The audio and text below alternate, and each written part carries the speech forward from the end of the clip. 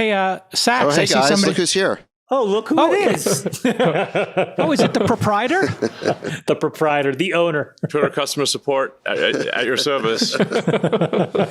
Zach, you spent the last 15 minutes selling your new features Yeah. on the podcast. Pretty exciting. Well, the views are like incredible. Like and I saw Dave Rubin already made an observation that if you look at New York Times, their views are maybe 1/10 like my views, just me as a lone tweeter.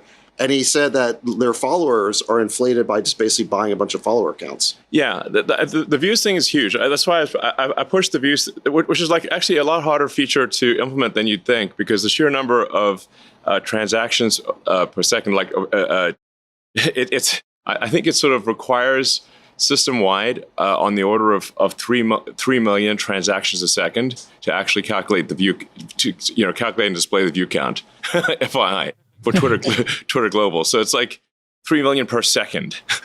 It's a lot. For those of you listening, Elon Musk has joined the pod. Elon, how's the first 6 weeks been, generally speaking, of owning Twitter? Well, it's been quite a roller coaster, which obviously you've witnessed and been on the roller coaster as well. Yes, the Dramamine. I've taken the Dramamine. It's quite up and down. I mean, it's exciting, but I think it sort of has its highs and lows, to say the least.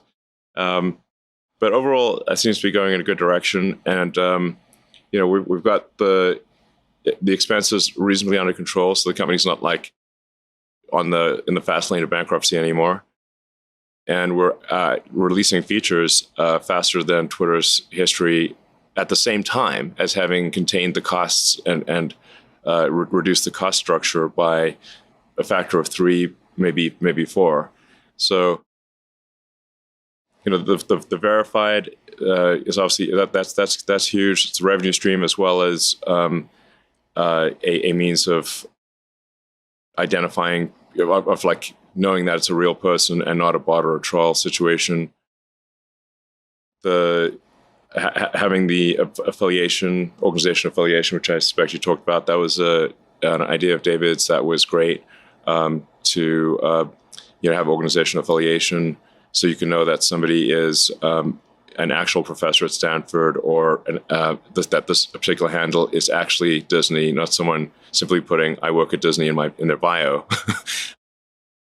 So I think that's going to be really helpful.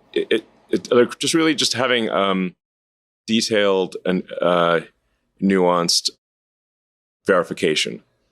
So of all the various things that you say you are these things validated by other people and organizations?